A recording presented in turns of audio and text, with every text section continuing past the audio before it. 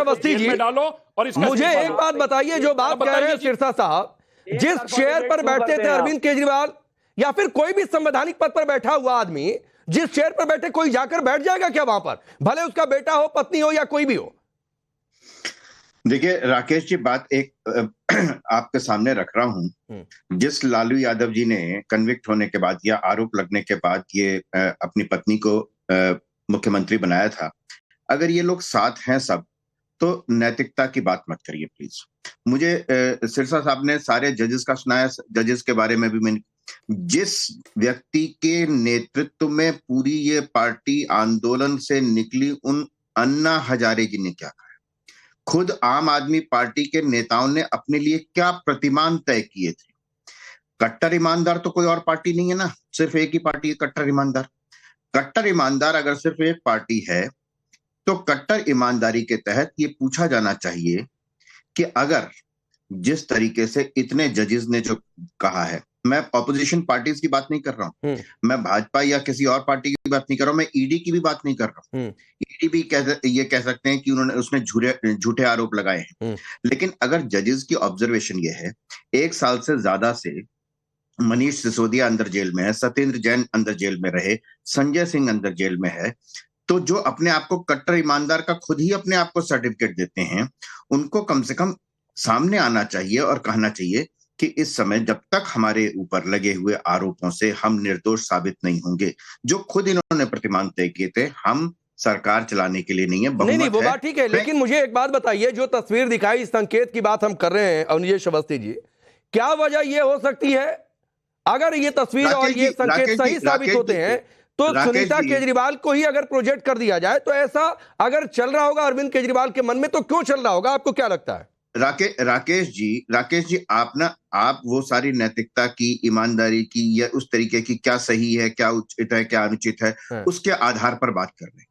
आपको लगता है कि क्या ये सारी जो घटनाक्रम हुआ है पिछले 2 साल में, वो सारा उस घटना 9 समन, क्या कोई भी इस देश का आम आदमी पार्टी है ना, आम आदमी को रिप्रेजेंट करते हैं ना, कोई भी आम आदमी किसी भी पुलिस के थाने को अवॉइड नहीं कर सकता अगर आम आदमी है तो।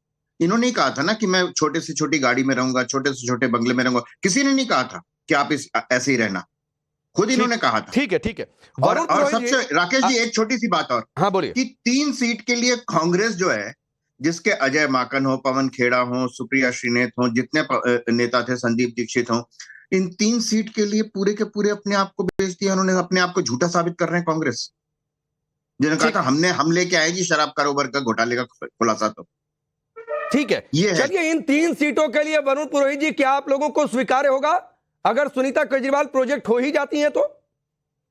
देखिए राकेश जी, आपने कई छोटे छोटे प्रश्न किए हैं, मेरे को कोई इंटरप्ट मत करिएगा, मैंने भी नहीं किया किसी को। सुनीता केजरीवाल अगर सीएम बनती है तो पार्टी का इंटरनल मैटर है, और इसमें कोई वो नहीं है कि भाई केजरीवाल किसको बनाते हैं, उनकी पार्टी है, उसमें जिसको बना सकते हैं, इसमें हम क्यों प्रश्न चिन्ह उठाएंगे। दूसरी बात, जो बात है परसेप्शन की, देखिए अभी बात मैंने 20 तारीख को भी अपने टाइम्स नाउ पे डिबेट हुई, मैंने कहा जो सम्मान की प्रक्रिया है, आम आदमी की बात अभी की जा रही है, 9 सम्मान देता है कि कोई आम आदमी को तुरंत सम्मान देंगे, उठा लेंगे, बंद कर देंगे। अगर आपको मालूम था कि करप्शन हुआ है, पब्लिक टैक्स चेकर को कोई चूना लगाया गया है, तो आपने इतना समय क्यों दिया? क्या लेथार्जिक है ईडी, या सो रही थी कहीं, या चुनाव के टाइम ही प्रश्न तो ये आएंगे ना जनता के सामने।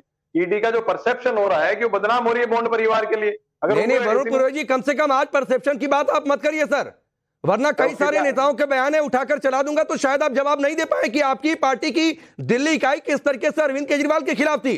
अजय माकन का बयान आपको याद होगा, दिल्ली कांग्रेस की यूनिट बाकायदा दिल्ली पुलिस कमिश्नर को शिकायत दे चुकी है अरविंद केजरीवाल के नाम की, तो इसकी बात आप मत करिए सर। मैं कर रहा हूं ना, मेरी सुन तो लो आप, मेरी तो सुनना नहीं चाहते, सबकी तो सुनिए आप। नहीं सबकी सुनिए और सबसे क्रॉस भी किया है। इन सबसे पहले एक पर एक शराब की दुकान पे मैंने कनाट प्लेस पे मैंने उठाया था मुद्दा, उससे पहले इन्होंने एज कम करी थी शराब की, उस पर भी उठाया था मैंने मुद्दा, आज भी उठाइए मुद्दा है, मैं बता रहा हूँ प्रक्रिया की बात को। अरे गजब बात है, मतलब आज भी मुद्दा है, लेकिन चूंकि वो आप लोगों के साथ है गठबंधन में, इसलिए मुद्दा छोड़ दिया जाए। इसी पे करप्शन 1 साल तक 9 संबंध हो गया, उस प्रक्रिया पे सवाल। अरे तो कोई एक आम आदमी 9 समन 1 समन चला जाए, लोगों की घिघी बच जाती है वरुण जी, लोग दौड़े सिर पर पैर रख के चले जाते हैं दौड़े हुए। अरे वही तो मैं कह रहा हूँ, आप सुनना नहीं चाह रहे हो। ईडी क्या कर रही थी, आप गिरफ्तार क्यों किया? अरे तो फिर वही बात है, मतलब ईडी पर करेंगे, आप नई सवाल पर जवाब देंगे कि पूरी कांग्रेस पार्टी चाह रही थी कि शराब घोटाले में अरविंद केजरीवाल पर कार्रवाई हो जाए। आज गठबंधन के साथी हो गए, 3 सीट की शेयरिंग हो गई, तो आप लोग चाह रहे हैं कि ना कार्रवाई हो क्योंकि गठबंधन का सवाल है। अरे भाई, कार्रवाई किसने विरोध किया? कार्रवाई की टाइमिंग पे, तरीके पे मैं कह रहा हूँ, प्रक्रिया की बात कह रहा हूँ मैं आपको। चिन्मय नयन का बलात्कार केस वापस लेते हो तो नैतिकता है। अजीत पवार को आप ले लेते हो भ्रष्टाचारी फ्रांस को ना, तो नैतिकता है। कितनी नैतिकता है क्या बताओगे? इनके भी लिस्ट गिना तो मतलब दूसरे नैतिकता नहीं कर रहे हैं सिरसा साहब, इसलिए ये भी नैतिकता नहीं करेंगे। आप लोगों का हवाला देकर सिरसा साहब जवाब दीजिए इनको। नैतिकता कांग्रेस करे, बीजेपी नहीं करे, ये क्या बात हो रही है? अरे पहले आप अपनी करिए, हम अपनी गारंटी ले सकते हैं, दूसरों की नहीं। सिरसा साहब में संबंध दिया जाता है, मर्डर केस में संबंध दिया जाता है, टैनी के बेटे को संबंध दे रहे थे मर्डर केस। आप प्रक्रिया की बात उठाइए। वरुण जी सुनिए, वरुण जी आप मेरी विनती सुनिए। देखिए, ये जो संबंध थे, ये संबंध तो बीजेपी ने नहीं दिए, ईडी ने संबंध दिए। 1 2 3 4 5 6 7 8 बार कहा। तो अरविंद केजरीवाल जी का जवाब क्या था? वरुण जी सुनिए सही ना, वरुण जी सुनिए सही। वरुण जी मेरी बात तो सुन लीजिए, आपको सुनिए सही, आपको आर्गुमेंट का फिर जवाब दे दीजिएगा। मेरी बात तो सुन लीजिए, आपको उसका जवाब दे दीजिएगा। उसके बाद ईडी नहीं गई हाई कोर्ट में, हाई कोर्ट के अंदर अरविंद केजरीवाल जी गए। अरविंद केजरीवाल जी ने कहा मुझे अरेस्ट से राहत दी जाए। जब हाई कोर्ट में गए, हाई कोर्ट ने ईडी से पूछा आप अरेस्ट करना चाहते हो, आप अंडरटेकिंग दे दो, नहीं अरेस्ट करोगे पेश हो जाएंगे। उन्होंने कहा नहीं, अगर गलत किया तो अरेस्ट होंगे। तो हाई कोर्ट ने कहा हम सबूत देखना चाहते हैं। 2.5 बजे सबूत देखने के बाद मानयोग डबल बेंच ने फैसला लिया कि हम इनको स्टे नहीं कर सकते अरेस्ट। उसके बाद ईडी के पास क्या विकल्प था? और जब ये सब कुछ हो रहा था तब तो कोड ऑफ कंडक्ट लगा था। सरकार एक तरह से ना मायने की सरकार होती है, बाय नेम सरकार कोई अब सरकार के रास्ता नहीं होता। हमारे को आप ये कहना कि हमने ऐसा किया, ये गलत है। एक बात, दूसरी बात कोड ऑफ कंडक्ट लगा हुआ है, और तीसरी बात जब वो हाई कोर्ट में गए, हाई कोर्ट से जमानत की गुहार की और ईडी ने कहा कि हाँ अरेस्ट करना चाहते हैं, उसके बाद ईडी अगर नहीं करेगी तो आप जैसे लोग सवाल उठाते, जब ईडी ने हाई कोर्ट में कहा था अरेस्ट करो तो अरेस्ट क्यों नहीं कर रही? ईडी ने हाई कोर्ट में कहा था तो अरेस्ट क्यों नहीं करे? और मैं याद करा दूं, कांग्रेस हर मंच पर कहती थी, एक सुन लीजिए, कांग्रेस हर मंच पर कहती थी आम आदमी पार्टी बीजेपी की बी टीम है। कांग्रेस हर मंच पे कहती थी आम आदमी पार्टी बीजेपी की बी टीम है। आप हर मंच पे कहते थे। साहब एक जानकारी दे दो, पता नहीं शायद आपको जानकारी नहीं होगी। आप जिस आचार संहिता की बात कर रहे हैं, उसी आचार संहिता का हवाला देकर आम आदमी पार्टी चुनाव आयोग पहुंची है और कह रही है कि भाई आचार संहिता में जांच एजेंसियां कार्रवाई क्यों कर रही हैं। अब देखिए, ये भी एक बातचीत है। लेकिन रवि श्रीवास्तव, ठीक है ना?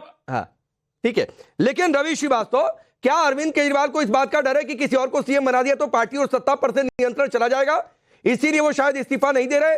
इसीलिए क्या सुनीता केजरीवाल को आगे रखकर एक संकेत दिया जा रहा है? अरविंद केजरीवाल को किसी का डर नहीं है। अरविंद केजरीवाल ने कल भी एक लाइन में यही कहा कि मेरा जीवन देश को समर्पित है और मैं देश के लिए काम करता हूं। अरे रवि श्रीवास्तव, किसी भी नेता से पूछेंगे वो यही कहेगा कि मेरा जीवन देश के लिए समर्पित है।